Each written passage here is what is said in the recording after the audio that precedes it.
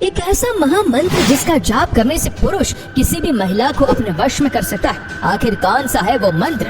और दोस्तों, एक ऐसा महामंत्र भी है जिसका उच्चारण करने से हम कलयुग में भी भगवान को प्राप्त कर सकते हैं। एक ऐसा मंत्र जिसे अगर आपने 1008 बार जप कर लिया तो समझो आप अमीर बन सकते हो।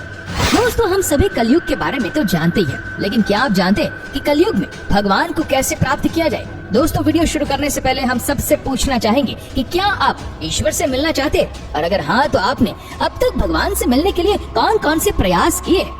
तो दोस्तों, इन सब के बारे में हमारे ग्रंथों ने ही हमें बताया है। इसके बारे में रामायण में बताया गया है कि कलयुग केवल नाम आधारा, सुमिर सुमिर नर उतर ही पारा, जिसका भावार्थ है कि कलयुग में केवल भगवान के नाम का ही आधार है। इसी संदर्भ में एक और बात भी शास्त्रों में कही गई है, हरे नाम हरे नारमेव केवलम कलो नास्तेव नास्तेव नास्तेव गतिरन्यथा, अर्थात एकमात्र हरि का नाम ही कलयुग में भगवान प्राप्ति का उपाय है। तो हरे का नाम किस रूप में लेना है ये भी शास्त्रों में उल्लेखनीय है। दोस्तों, ये 16 शब्दों का मंत्र है जिसे महामंत्र भी कहते हैं। इसका उच्चारण इस प्रकार है, हरे कृष्ण कृष्ण कृष्ण हरे हरे, हरे राम राम राम हरे हरे। इस मंत्र का प्रचार चैतन्य महाप्रभु ने किया था, जो स्वयं कृष्ण का ही रूप थे और 500 वर्ष पूर्व धरती पर भगवान के भक्त के रूप में आए और स्वयं भगवान की आराधना करके लोगों को बताया कि कलयुग में किस प्रकार भगवान को प्राप्त किया जाए। चैतन्य महाप्रभु ने कलयुग में इस मंत्र का जाप ही एकमात्र उपाय बताया है। एक ऐसा मंत्र है जिसमें सभी मंत्रों का समावेश है। उनका कहना था कि भगवान के नाम से प्रबल इस संसार में कुछ भी नहीं।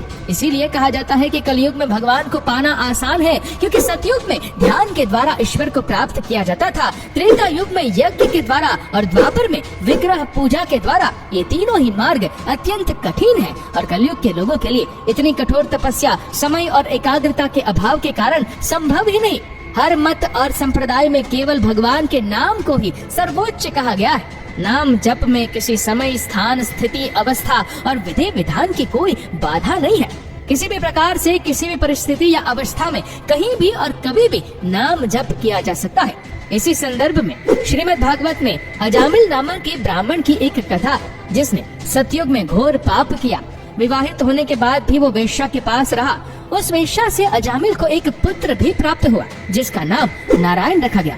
मृत्यु के समय उसने अपने पुत्र को पुकारा तो स्वयं नारायण प्रकट हुए। इसी प्रकार द्वापर युग में द्रौपदी ने वस्त्र हरण के समय रोते रोते सभी से सहायता की भिक्षा मांगी, परंतु किसी ने भी उसकी सहायता की चेष्टा नहीं की। तब अंत में उसने श्री कृष्ण को पुकारा और भगवान कृष्ण चीर के रूप में प्रकट हुए, जिसे खींचते खींचते दुशासन हार मान गया। राजा परीक्षित के वैद्य धन्वंतरी का कहना था कि नाम जप एक औषधि है जो सभी रोगों को नष्ट कर देता है, लेकिन नाम जप से पाप तभी नष्ट हो सकते हैं जब किए गए पापों को लेकर मन में प्रायश्चित हो और उन्हें ना दोहराने का संकल्प हो। यदि हृदय से किया जाए तो नाम जप से आप पवित्र हो जाते हैं। जो भगवान को दिल से याद करता है वह निश्चित रूप से उन्हें प्राप्त भी करता है।